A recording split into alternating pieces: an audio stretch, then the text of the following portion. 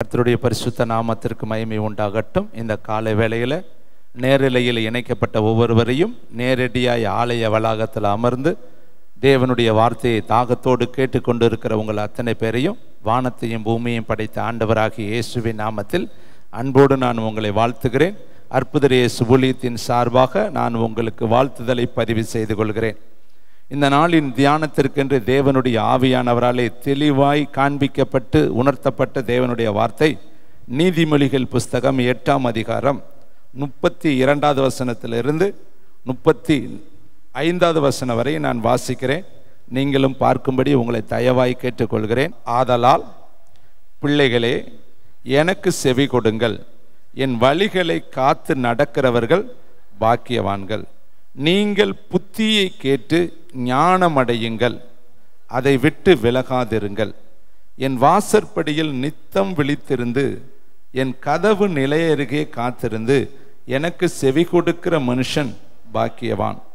என்னை கண்டடைகிறவன் ஜீவனை கண்டடைகிறான், கர்த்தரிடத்தில் தயவையும் பெறுவான். கர்த்தருடைய பரிசுத்த நாமத்திற்கு மகிமையும் உண்டாகட்டும். தேவனுடைய பிள்ளைகளை, இங்கு பாருங்க, அழகாய் சாலமோன் எழுதின ஞானவானால் எழுதப்பட்ட நீதிமொழிகள் புஸ்தகம். இதை படிக்கும் பொழுது நிறைய காரியங்களை நம்ம பெற்றுக்கொள்ளலாம் என்று சொல்லி நீதிமொழிகள் 1ஆம் அதிகாரத்தில் 2வது 3வது 4வது வசனத்தை நம்ம எல்லாரும் வாசித்தால் இந்த புஸ்தகத்தினுடைய நோக்கம், அது எழுதப்பட்டதனுடைய உண்மை தன்மையை நம்ம புரிந்து கொள்ள முடியும்.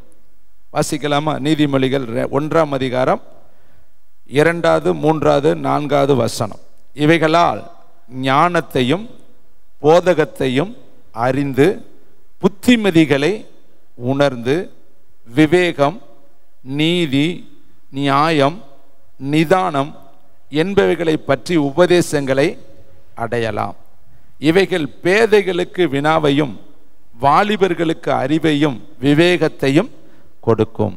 இந்த நீதிமொழிகளில் எத்தனை ஆசீர்வாதம் இருக்குது பார்த்தீங்களா? அறிவை அறிந்து கொள்ளலாம், புத்திமதிகளை அறிந்து கொள்ளலாம், விவேகத்தை அறிந்து கொள்ளலாம், நீதியை அறிந்து கொள்ளலாம், நியாயத்தை அறிந்து கொள்ளலாம், அடுத்து நிதானத்தை நம்ம அறிந்து கொள்ளலாம், அடுத்து பேதையாய் இருக்கிறவர்களுக்கெல்லாம் வினாவையும் வாலிபர்களுக்கெல்லாம் அறிவையும் விவேகத்தையும் இந்த நீதிமொழிகள் புஸ்தகத்தை படிக்கும் பொழுது பெற்றுக்கொள்ளலாம் என்று சொல்லி இந்த வேதம் சொல்கிறது. இங்க பாருங்க, வேதத்தில் அழகா சொல்றாரு. 34வது வசனத்தை தான் நம்ம மைய பொருளாய் இந்த காலை வேளையில தியானிக்க போகிறோம். எல்லாரும் நீதிமொழிகள் 8ஆம் அதிகாரம் 34வது வார்த்தை மீண்டும் நான் வாசிக்கிறேன். என் வாசற்படியில் நித்தம் விழித்திருந்து என் கதவு நிலையருகே காத்திருந்து எனக்கு செவி கொடுக்கிற மனுஷன் பாக்கியவான். இதில் 3 விதமான ஆழங்கள், அகலங்கள், நீளங்கள் இருப்பதை இந்த காலை வேளையில் நான் உங்களுக்கு காண்பிக்க ஆவியானவராலே உந்தி தள்ளப்பட்டேன். ஆவியானவர் உங்கள் மனக்கண்களை திறந்து இதனுடைய ஆழங்களை அறிந்து கொள்ள அவர் உங்களுக்கு உதவி செய்யட்டும். இங்கு பாருங்க, வாசற்படியில் விழித்திருக்கிற மனுஷன், கதவு நிலைய அருகே காத்திருக்கிற மனுஷன், கர்த்தருடைய வார்த்தைக்கு செவி கொடுக்கிற மனுஷன்.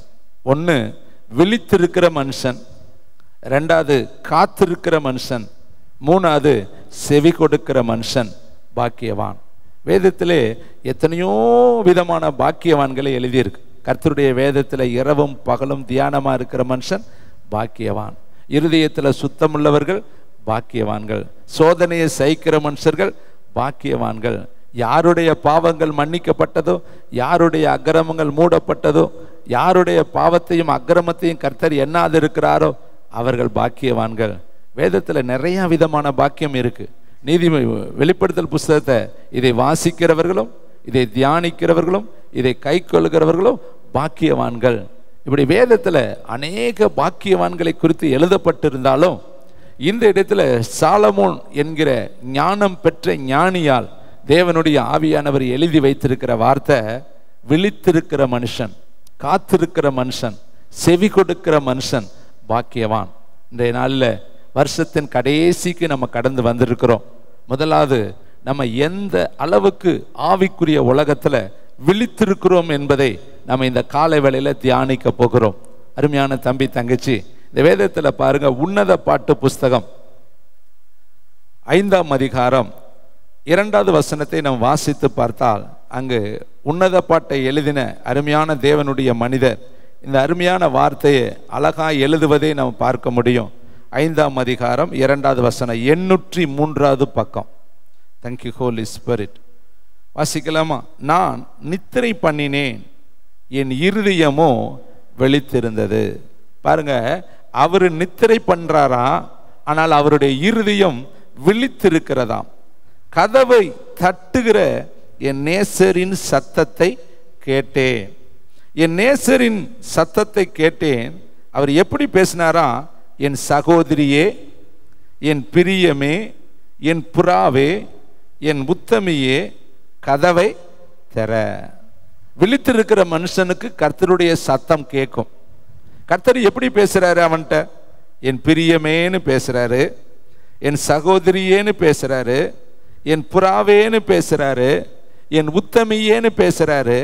கடைசியில் ஒரு வார்த்தை சொல்றாரு, உன் கதவை திற. நான் வெளியே நிற்கிறேன், நீ உள்ள இருக்கிற. நான் வெளியில பனியில என் தலை நனைந்து கொண்டு இருக்கிறது. அந்த வார்த்தையை பாருங்களேன்.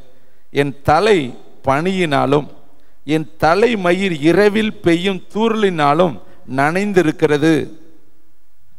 இப்ப கதவை தட்டு கர்த்தர் சொல்றாரு, கதவை திறமா. சத்தம் கேட்குது அவளுக்கு, ஆனா அவ எழும்பி வந்து கதவை திறக்கல. இதை கேட்கிற தம்பி, தங்கச்சி, தாய, தகப்பனே, அவ விழித்திருக்கிறா.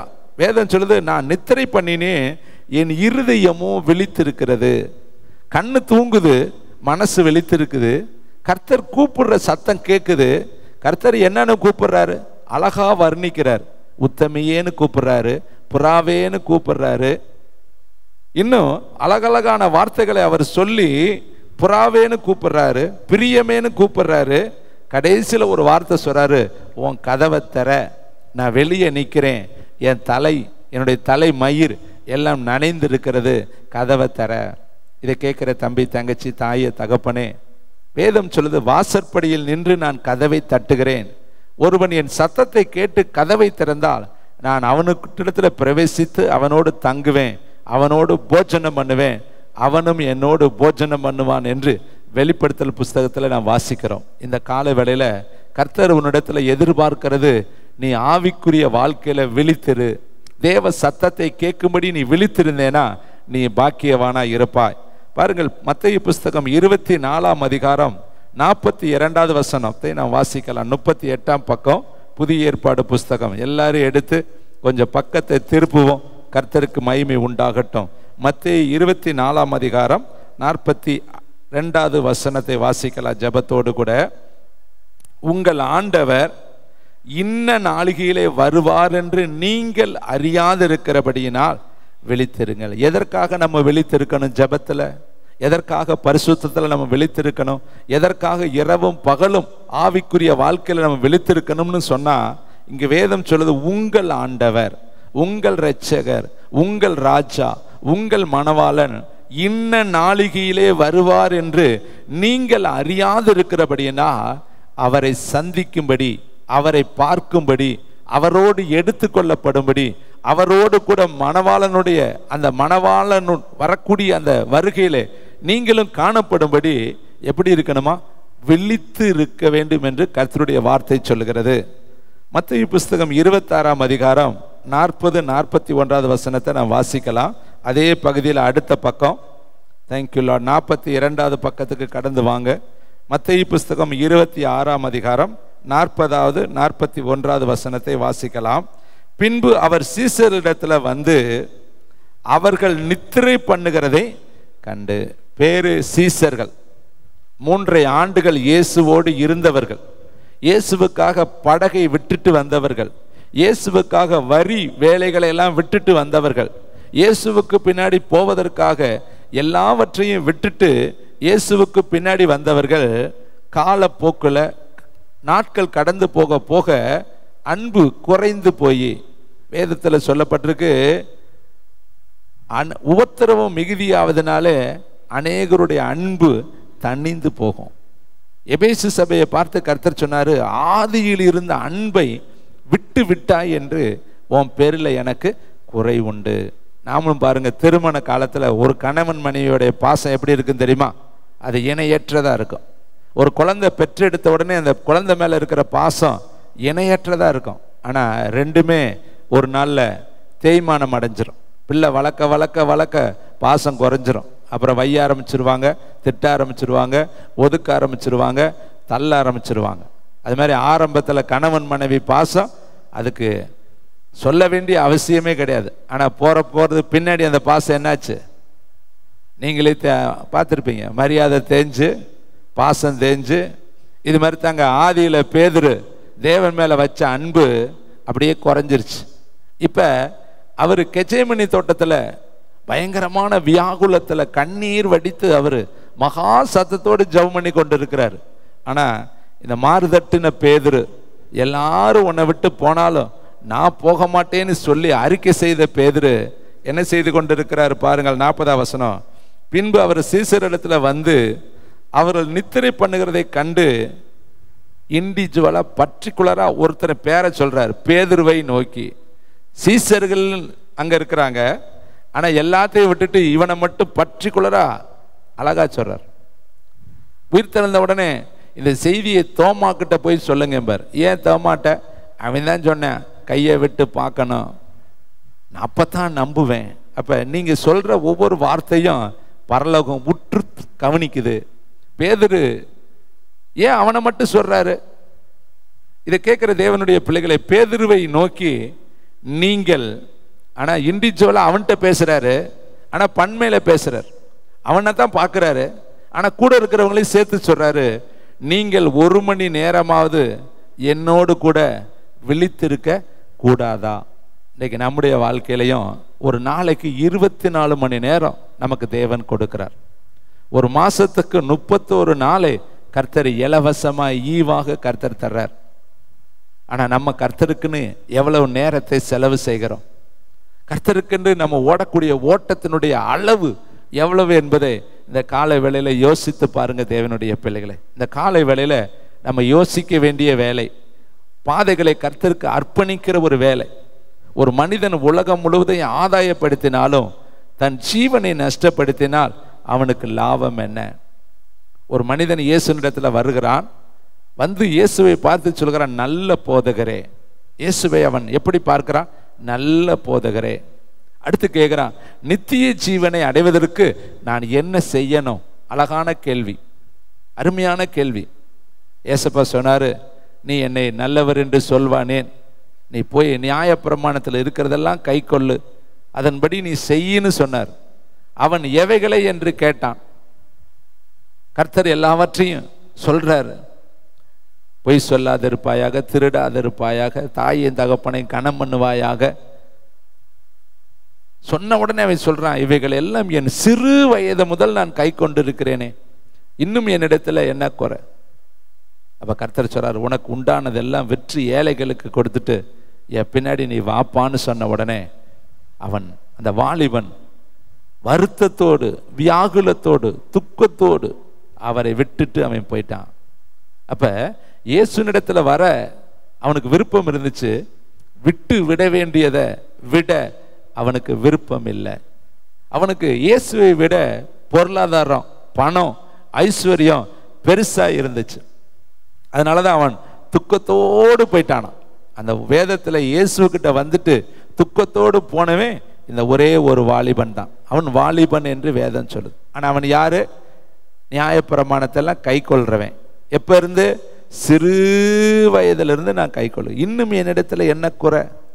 கர்த்தர் கரெக்டா சொல்றாரு, நீ எல்லாம் கை கொள்றப்பா, ஆனா கர்த்தரை விட, பரலோகத்தை விட பணத்துக்கு நீ முக்கியத்துவம் கொடுக்குற.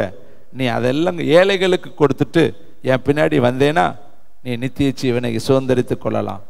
ஆனால் அவனோ கேட்டான் நித்திய ஜீவன் போகணும்னு. ஆனால் அந்த போவதற்கான வழியை காண்பித்த உடனே அந்த வழியில பிரவேசிக்காமல் வந்த வழியாகவே அவன் திரும்பி போயிட்டான். இதை கேட்குற தம்பி, தங்கச்சி, தாயே, தகப்பனே, ஏசப்பா கேட்குறாரு, 1 மணி நேரம் என்னோடு விழித்திருக்க கூடாதா? அப்ப அவரு அந்த கெச்சேமனி தோட்டத்துல கண்ணீரோடு நிற்கிறார். மகா சத்தமிட்டு அவர் ஜெபிக்கிறார். அவருடைய ஊழியத்தினுடைய நிறைவேறுதலின் நாட்கள், கடைசி காலத்தில் அவர் நின்று கொண்டு இருக்கிறார். இதற்கடுத்து அவர் பாடுகளுக்குள்ள கடந்து போகணும். அப்ப அவர் எதிர்பார்க்கிறது நம்முடைய சீசர்கள் நம்மோடு இணைந்து ஜெபிப்பாங்க. இன்னைக்கு கர்த்தர் நம்மிடத்துல அதை எதிர்பார்க்கிறார். யாரை நான் அனுப்புவேன், யார் என் காரியமாய் போவான்? ஜெபிக்கிற மனிதனை திறப்பிலே நிற்க ஒரு மனிதனை நான் தேடுகிறேன், ஒருவனையும் நான் காணேன். ஜெபத்துல உறுதியாய் நீங்கள் தரித்திருங்கள், இடைவிடாமல் நீங்க ஜெபம் பண்ணுங்க.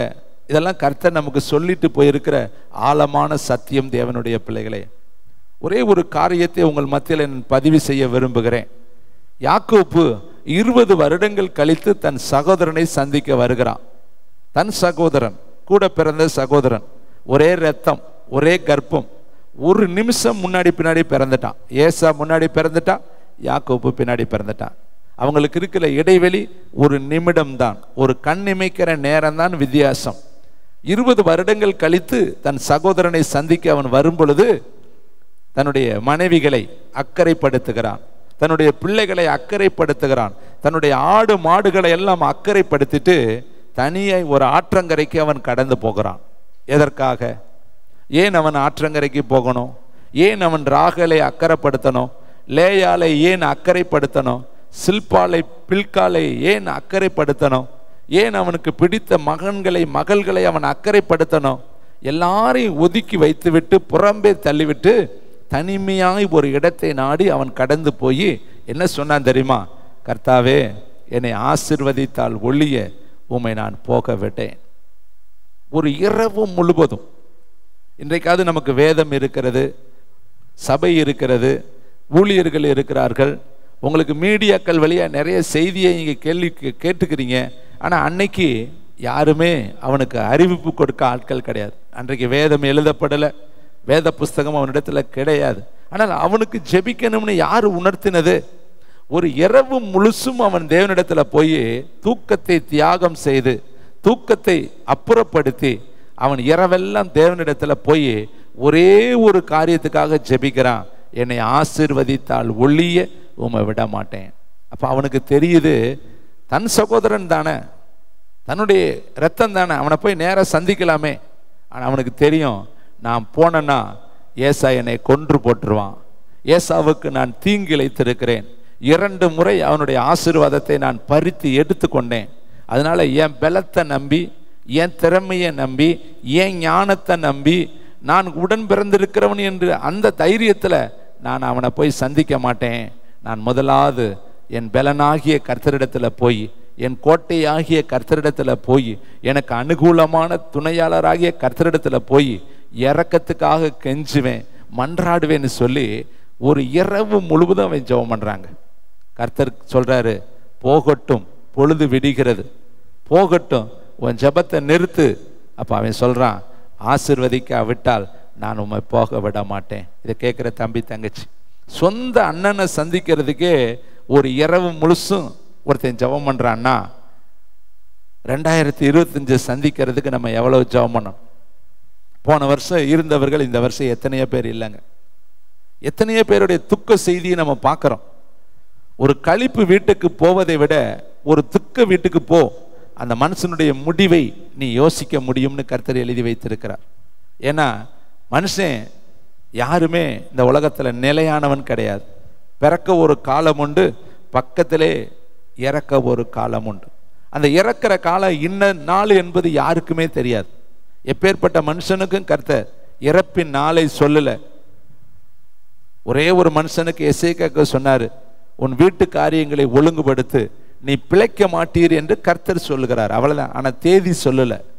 நமக்கும் சொல்றாரு, உன் வீட்டு காரியத்தை ஒழுங்குபடுத்து, உன் ஓட்டத்தை சரிப்படுத்து, என்றைக்கு ஒரு நாள் உன் ஓட்டம் முடிய போகுது. வேதத்தில் பார்த்தா ஒரு அத்தி மரம் பலன் தரலையா. ஒரே ஒரு மரம், பெரிய தோட்டம், அந்த தோட்டத்தில் ஒரு மரம் தான் இருக்குது, அத்தி மரம். அது பலன் கொடுக்கல. தோட்டக்காரர் வர்றார், எஜமானன் வர்றார், வேலைக்காரரை கூப்பிடுறார், வேலைக்காரனை கூப்பிடுறார். தோட்டக்காரர் யாரு? பிதா. வேலைக்காரர் யாரு? ஏசப்பா. இவங்க 2 பேத்துக்கு நடக்கிற சம்பாஷணை, கான்வர்சேஷன். என்ன பேசிக்கிறாங்க? தோட்டக்காரர் சொல்றாரு வேலைக்காரரை பார்த்து, பிதாவாகிய தேவன் இயேசுவை பார்த்து சொல்றாரு, இந்த அத்தி மரம் ஃபார் எக்ஸாம்பிள் அந்த அத்திமரம் நீங்களும் நானும் தான், நம்ம தான் அத்திமரம். அவர் சொல்றாரு, இந்த அத்திமரம் 3 வருஷமா கனி தரல, இது இடத்த கெடுத்துக்கிட்டு வேஸ்டா இருக்கு, ரத்தத்தை குடிக்குது, தண்ணீரை குடிக்குது, எருவை எடுத்துக்குது, பலனை எடுத்துக்குது, ஆனா கனி தராம இருக்கு, வேஸ்டா இருக்கு, பிரயோஜனம் இல்லாமல் இடத்தை அடைச்சுக்கிட்டு இருக்கு. அதனால இதை வெட்டி போட்டுரு அப்படின்னு பிதாவாகிய தேவன் வேலைக்காரராக இருக்கிற இயேசுவினிடத்துல சொல்றார். ஏசப்பா சொல்றாரு, இந்த 1 வருஷம் இருக்கட்டும், நான் அதை சுத்தி கொத்தி எரு போடுவேன், கனி கொடுத்தால் பார்க்கலாம், இல்லாவிட்டால் வெட்டி போட்டுடலாம். இப்படி தாங்க ஒவ்வொரு வருஷமும் நமக்கு எக்ஸப்ஷன், விதிவிலக்கு, சட்டத்துக்கு மீறின கிருபையை கர்த்தர் கொடுத்து ஆண்டு இறுதியில பிதாவாகிய தேவனிடத்துல ஏசப்பா பரிந்து பேசி, இந்த வருஷமே கனி கொடுக்கல தான், விழித்திருக்கல தான், நல்லா ஜெபிக்கல தான், கரெக்டாக ஊழியம் செய்யல தான், தாறுமாறா ஓடிட்டான் பெண் பெட்டகம் மாதிரி, இந்த 1 வருஷம் இரக்கம் பாராட்டுன்னு ஆண்டுதோறும் நமக்காக அவர் இரக்கம் பாராட்டி இரக்கம் பாராட்டி இரக்கம் பாராட்டி நாட்களை கடத்திக்கிட்டே வர்றாரு. அதனால தான் நம்ம வாழ்க்கை ஓடிக்கிட்டே இருக்கு. இங்க இருக்கிற நீங்களில் நானும், இதை கேட்கிற யாருமே நீதிமான் அல்ல, எல்லாரும் குற்றவாளிகள். பாவம் இல்லாதவன் ஒருவனும் இல்லை, அனைவரும் பாவம் செய்து தேவ மகிமை அற்றவர்கள். எல்லாரும் பரிசுத்தத்துக்காய் பிரயாசப்படுகிறோம், எல்லாரும் பரிசுத்தத்துக்காய் ஓடிக்கொண்டு இருக்கிறோம். பூரணப்பட்ட அடுத்த நிமிஷம் ஓட்டம் முடிஞ்சிடும். தேவனுடைய பிள்ளைகளை நம்ம பூரணத்தை நோக்கி பிரயாணம் பண்ணி கொண்டு இருக்கிறோம். ஒவ்வொரு நாளும் விழித்திருங்க, செபிங்க, தேவனிடத்துல பேசுங்க. சொந்த சகோதரனை பார்க்க ஒருத்தன் விடிய விடிய ஜெபம் பண்ணுவான் என்றால், அறியாத 2025 சந்திப்பதற்கு அந்த 365 நாட்கள் எப்படி இருக்க போது நமக்கு எப்படி தெரியும்? அதுல எவ்வளவு பெரிய அசம்பாவிதங்கள் இருக்கலாம், எவ்வளவு பெரிய ஆபத்துக்கள் இருக்கலாம், எவ்வளவு பெரிய துர்ச்செய்திகள் இருக்கலாம். அப்படிப்பட்ட காலத்துக்கு நம்ம தப்பித்துக் கொள்வதற்காக நம்ம என்ன செய்யணும் தெரியுமா? தேவனுடைய பாதத்தை கிருபாசன தண்டையில விழித்து கடந்து நம்ம ஜெபிக்கணும். அதனாலதான் சொல்றாரு, கர்த்தருடைய வாசற்படியில், கேட், வாசற்படினா கேட், கதவுன்னா டோர். டோர் வீட்டுக்குள்ள இருக்கும், ஆனா கேட்டு எங்கேயோ இருக்கும். அப்ப முதல்ல தூரத்துல அங்கேயே நம்ம உட்காந்து ஆண்டவருடைய பாதத்தை பிடிக்கணும். தேவனுடைய பிள்ளைகளே, இங்க பாருங்களே, இன்னொரு வசனத்தை உங்களுக்கு நான் காண்பிக்க விரும்புகிறேன். லூக்கா 21ஆம் அதிகாரம் 36வது வசனம், 117வது பக்கத்தை எடுத்துக்கொள்வோம். தயவுசெய்து எனக்காக இந்த வசனங்களை வாசிங்க. கர்த்தருக்கு மகிமை உண்டாகட்டும். லூக்கா 21ஆம் அதிகாரம் 36வது வசனம். தேங்க்யூ. ஆகையால் இனி சம்பவிக்க போகிற இவைகளுக்கெல்லாம் நீங்கள் தப்பி. அப்ப என்னென்ன சம்பவிக்க போகுது? பயங்கரமான காலங்கள் வரப்போகுது, பயங்கரமான சூழ்நிலைகள் பூமியில உண்டாக போகுது. இனி வர்ற காலம் பயங்கரமான காலமா இருக்கும், வருகையின் காலமா இருக்கும். பயங்கரமான காலங்கள், ஜனத்துக்கு விரோதமாய் ஜனமும், ராஜ்யத்துக்கு விரோதமாய் ராஜ்யமும், பூமி எதிர்ச்சிகளும், கொள்ளை நோய்களும், பயங்கரமான ஒரு காலங்களை இனி வருகிற காலத்துல இருக்க போகுது. இப்படிப்பட்ட காலத்துக்கெல்லாம் நீங்கள் தப்பி எங்க நிக்கணுமா? அந்த வசனத்தை வாசிங்க, 36வது வசனம். ஆகையால் இனி சம்பவிக்க போகிற இவைகளுக்கெல்லாம் நீங்கள் தப்பி மனுஷகுமாரனுக்கு முன்பாக நிற்க பாத்திரவான்களாக எண்ணப்படுவதற்கு நீங்க தான் சொல்லணும், எப்போதும் ஜெபம் பண்ணி விழித்திருக்கு. அப்ப இந்த விழித்திருத்தல்ங்கிறது எதை காண்பிக்குதுன்னா, ஜெபம் பண்ணு. இன்னைக்கு எத்தனையோ வீட்டில் ஜெபம் இல்லைங்க, குடும்ப ஜெபம் இல்லை, தனி ஜெபம் இல்லை. நமக்கு 2.5 மணி நேரம் கட்டாயம் கர்த்தருக்கு கொடுக்கணும். உங்க டைத்து, நீங்க கர்த்தருக்கு கொடுக்க வேண்டிய தசமப்பாக எவ்வளவு தெரியுமா? நீங்க காணிக்கையில தசமம் கொடுத்தா மட்டும் பத்தாது, உங்க ஜெபத்துல தசமப்பாகம் கொடுக்கணும். ஆண்டவர்கிட்ட போய் 2.5 மணி நேரம் உட்காரணும். சீசர்களை பார்த்து கேட்கிறார், 1 மணி நேரம் உட்கார்ந்து இருக்க கூடாதா என் கூட? நான் உபத்திரவத்தின் பாதையில போய்கிட்டு இருக்கிறேனே, கண்ணீரின் பாதையில போய்கொண்டு இருக்கிறேனே, என்னை சுற்றிலும் பயங்கரமான சூழ்நிலை உருவாகி இருக்கிறதே, நீங்க இப்ப தூங்கிக்கிட்டு இருக்கிறீங்களே. இதை கேட்கிற தம்பி, தங்கச்சி, தாயே, தகப்பனே, நோவாவின் காலத்துல நடந்தது போல, லோத்தின் காலத்துல நடந்தது போல மனுஷகுமாரனுடைய காலத்துல நடக்கும். நோவாவின் காலத்துல என்ன?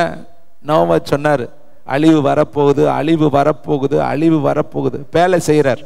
அவர் பேலை கட்டிட்டு இருக்கும் பொழுது எத்தனையோ கொத்தனார்கள், சித்தாள்கள், எத்தனையோ கார்பெண்டர்கள், எத்தனையோ ஆசாரிகள் அங்கே வந்து வேலை பார்த்தாங்க. மரம் கொடுத்தவன், மரத்தை இழைச்சவன், கப்பல் செய்தவன், நோவா செய்யலை, ஆளுகளை வச்சு தான் செஞ்சார்.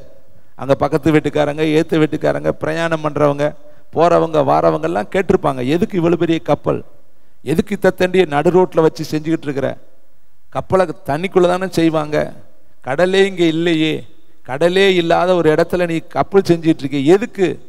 அவன் சொல்லியிருப்பேன், ஆண்டவர் உலகத்தை அழிக்க போகிறாரு, இந்த உலகத்திற்கு ஒரு அழிவு வரப்போகுது, கர்த்தர் சொல்கிறாரு, அதனால இந்த பேலை நம்மளை பாதுகாக்கிறதுக்கு இந்த பேலை. அங்கே எல்லாரும் சிரிச்சிருப்பேன், உலகமாவது அழிய போவதாவது, ஏன் உனக்கு வேலையே இல்லையாப்பா, இதை போய் கட்டிக்கிட்டு உட்காந்துருக்கிறீ, அது தண்டி கப்பலா, இவ்வளோ பெரிய கப்பல் எதுக்கு?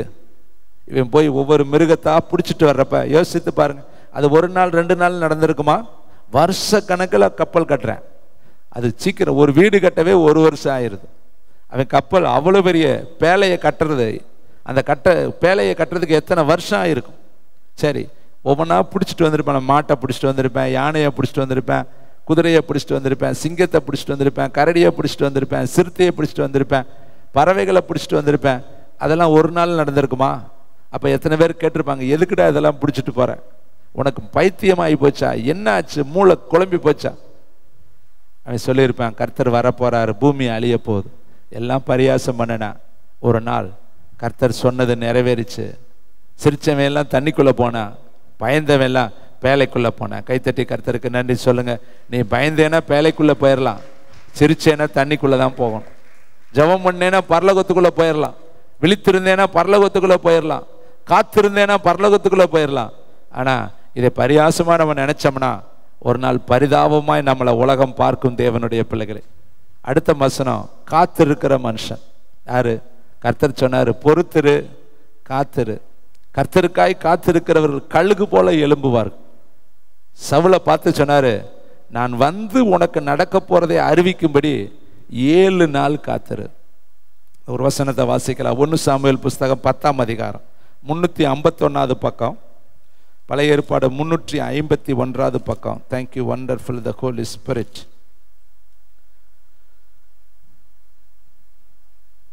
8வது வசனத்தை வாசிக்கலாம். 1 சாமுவேல் 10:8. நீ எனக்கு முன்னே கில்காலுக்கு இறங்கி போ, சர்வாங்க தகன பலிகளையும் சமாதான பலிகளையும் செலுத்தும்படிக்கு நான் உன்னிடத்தில் வருவேன். நான் உன்னிடத்தில் வந்து நீ செய்ய வேண்டியதை உனக்கு அறிவிக்கும் மட்டும். எத்தனை நாள்? 7 நாள். அது ஒரு வேளை 7 வருஷமா இருக்கலாம், 7 மாதமா இருக்கலாம், 7 வாரங்களா இருக்கலாம், 7 நாளா இருக்கலாம், 770 கூட இருக்கலாம். காத்திரு, வெயிட் பண்ணு, பொறுத்துரு அப்படி சொன்னார். ஆனா இந்த நல்ல மனுஷன் 13ஆம் அதிகாரம் 12ஆம் வசனத்தை வாசிக்கலாம். அதே அதிகாரம், ரொம்ப நேரம் பேச டைம் இல்லை. 13ஆம் அதிகாரம் 12ஆம் வசனம். கில்காலில் பெலிஸ்தியர் எனக்கு விரோதமாய் வந்து விடுவார்கள் என்றும் நான் இன்னும் கர்த்தருடைய சமூகத்தை நோக்கி விண்ணப்பம் பண்ணவில்லை என்றும் எண்ணி துணிந்து சர்வாங்கன தகன பலிகளையும் செலுத்தினேன் என்றான். சாமுவேல் சவுலை நோக்கி, புத்தியீனமாய் செய்தீர், உம்முடைய தேவனாகிய கர்த்தர் உமக்கு விதித்த கட்டளைகளை கை கொள்ளாமல் போனீர். புத்தியீனமாய் செய்தீர், கை கொள்ளாமல் போனீர். எத்தனை நாள் தான் சொன்னாரு? 7 நாளைக்கு கூட அவனால பொறுத்திருக்க முடியல. நம்மளும் இந்த வாரம் போயிட்டு அடுத்த வாரம் வர்றப்ப 7 நாள் தான். இந்த வாரம் புறப்பட்டு போவீங்க, அடுத்த வாரம் வருவீங்க. இடையில இந்த 7 நாளைக்குள்ள நம்மக்கிட்ட என்ன இல்லை தெரியுமா? காத்திருத்தல் இல்லை, பொறுமை இல்லை, விட்டு கொடுத்தல் இல்லை, சகிப்புத்தன்மை இல்லை, தீமையை சகிக்க முடியல நம்மளால். இதை கேட்குற தம்பி தங்கச்சி, 7 நாள் அவன் பொறுக்கல, 7 நாள் அவனால் பொறுத்திருக்க முடியல. கர்த்தர் சொல்லிட்டு போறார், பொறுத்திருப்பா, நான் வந்து உனக்கு சொல்லுவேன், நான் வந்து உனக்கு சொல்லுவேன். ஆனா அவன் வர்றதுக்குள்ள இவன் துணிந்து செஞ்சிட்டான், அவ்வளவுதான், முடிஞ்சு போச்சு. நம்முடைய வாழ்க்கையிலையும் காத்திருக்கிற காலத்துல காத்திருப்போம். ஆபிரகாமை பார்த்து கர்த்தர் சொன்னாரு, நீ எனக்கு முன்னாடி உத்தமனா இருக்க மாட்டியா? நான் தான் உனக்கு வானத்து நட்சத்திரங்களை போல தர்றேன்னு சொல்லியிருக்கிறேனே, மணலத்தனையாய் தர்றேன்னு சொல்லி இருக்கிறேனே, அதுங்காட்டி நீ ஏன் அவசரப்படுற? அவனை பார்த்து என்ன கேள்வி சொல்றாரு பாருங்க. ஆதியாகமம் 16ஆம் அதிகாரம் 2ஆம் வசனம். ஆதியாகமம் 16ஆம் அதிகாரம் 2ஆம் வசனம். நான் 2 வசனம் சொல்லி நான் முடிக்கிறேன். கர்த்தருக்கு மகிமை உண்டாகட்டும். வாசிக்கலாமா? 16ஆம் அதிகாரம் 2வது வசனம். Thank you, wonderful.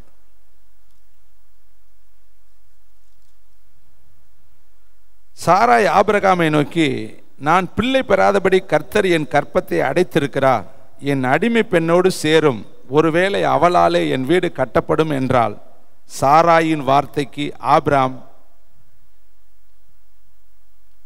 அதுக்கு மேல் அதிகாரத்தில் பாருங்க, கர்த்தர் சொல்றாரு, உனக்கு வானத்து நட்சத்திரங்களை போல உன் சந்ததிகளை நான் உன்னை பெருக பண்ணுவேன்.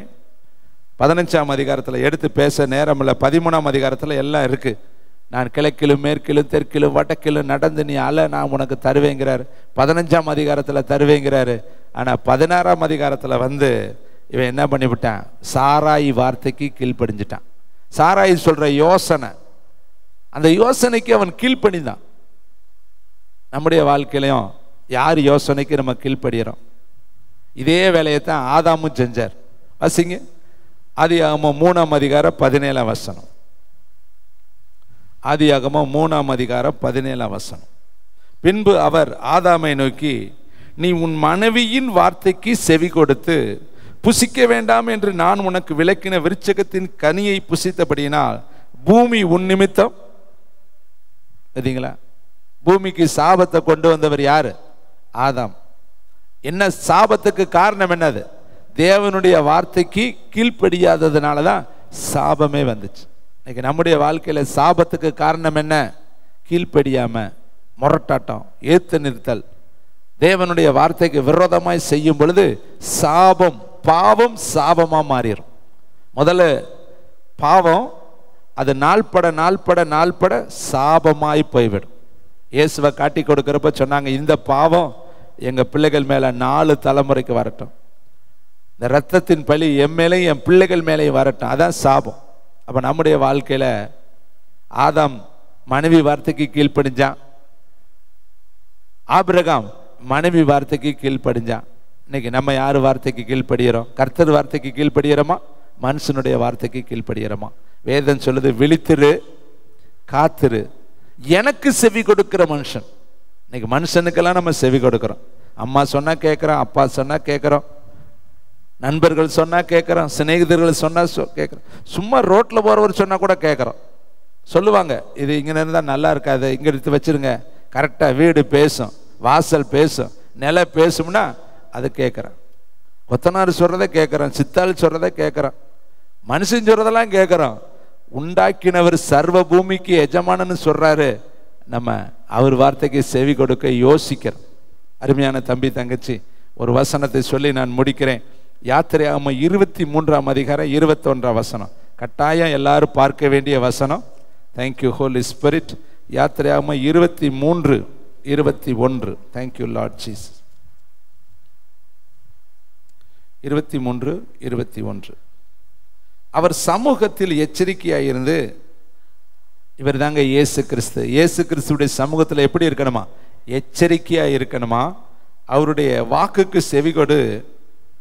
பக்கத்தில் சொல்லுங்க, கோபப்படுத்திடாதீங்க. அவர் கோபப்படுவாரா?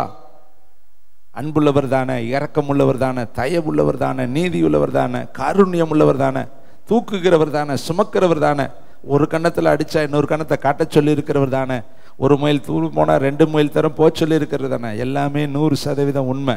பிளஸ் சவுக்கை எடுத்தவர், வழியில மோசையை கொல்ல பார்த்தவர், இப்படியும் அவர் இருப்பார். வேதம் சொல்லுது, நான் பட்சிக்கிற அக்கினி. இங்க பாருங்களேன், அவரை கோபப்படுத்தாதே, உங்கள் துரோகங்களை அவர் பொறுப்பதில்லை, என் நாமம் அவர் உள்ளத்தில் இருக்கு. துரோகத்தை அவர் பொறுக்க மாட்டார். மோசையிட்ட ஒரே வரி சொன்னார், கானானை பத்தி பேசாதேன்ட்டார். அவ்வளவுதான். கானானை பத்தி நீ என்கிட்ட பேசக்கூடாது, ஏன்னா நீ என்னை கனம் பண்ண வேண்டிய இடத்துல கனம் பண்ணல, நீ என்னை கனவீனம் பண்ணிட்ட, அதனால கானானை பத்தி நீ என்கிட்ட பேசாத. அவன் கானானுக்குள்ளே போகல. இவ்வளவு ஊழியம் செஞ்சு இத்தனை நாள் ஃபாஸ்டிங், 40 80 நாள் ஃபாஸ்டிங் இருந்து, இத்தனை முறை எகிப்திற்கு நடந்து நடந்து போய் செங்கடல் வழியா வந்து இத்தனை லட்சங்களையும் கூட்டிட்டு வந்துட்டு பெரிய ஊழியக்காரன். ஆனா அவனுடைய ஊழியத்துல லாஸ்ட்ல கானானுக்குள்ள போகல. காரணம் என்னது? கோபம், கீழ்ப்படியாமை, கர்த்தருக்காய் காத்திருக்கல. கர்த்தர் அற்புதம் செய்வார்னு நினைச்சிருந்து பேசியிருந்தானா அற்புதம் நடந்திருக்கும். ஆனால் இவன் அடிச்சிட்டான். நாமும் கூட கர்த்தருக்கு காத்திருப்போம், விழித்திருப்போம், அவர் வார்த்தைக்கு செவி கொடுப்போம். ஏசப்பா சொல்றாரு, என் ஆடுகள் என் சத்தத்திற்கு செவி கொடுக்கும், என் ஆடுகள் அல்லாதவைகள் எனக்கு செவி கொடுக்காது. நம்ம செவி கொடுத்த அவர் பிள்ளை, செவி கொடுக்காட்டி அவர் பிள்ளை இல்லை. அதை நல்ல நமக்கு காட்டிடுவோம். நம்ம செவி கொடுத்து அவருடைய கிட்டி சேரும் பொழுது கர்த்தர் மகிமைப்படுவார். எல்லாரும் எழும்பி நின்று பரலோகத்துக்கு நேர கரங்களை உயர்த்தி திருவிருந்துக்கு ஆயத்தமாகவும் இந்த சத்தத்தை கேட்கிற ஒவ்வொருவரையும் கர்த்தர் தொடுவீராகும். ஒவ்வொருத்தர் மேலேயும் கர்த்தருடைய கரம் இறங்குவதாகும். கர்த்தருடைய கரம் ஆண்டவரை மகிமையாய் ஒவ்வொருவரை தொடும்படி நான் ஜெபிக்கிறேன். கர்த்தர் ஆசீர்வதிப்பீராக. கிருபை இறங்கட்டும், கிருபை இறங்கட்டும், கிருபை இறங்கட்டும், கிருபை இறங்கட்டும். இவர்கள் விழித்திருக்கிற பிள்ளைகளாய், காத்திருக்கிற பிள்ளைகளுக்காய், கர்த்தருக்காக ஆண்டவரை ஸ்தோத்தரிக்கிற ஜுவாலிக்கிற பிள்ளைகளாய், எழும்பி பெரிய காரியங்களை செய்கிற பிள்ளையாய் மாற்றும். நீர் மகிமைப்படும். இயேசுவின் நாமத்தில் பிதாவே.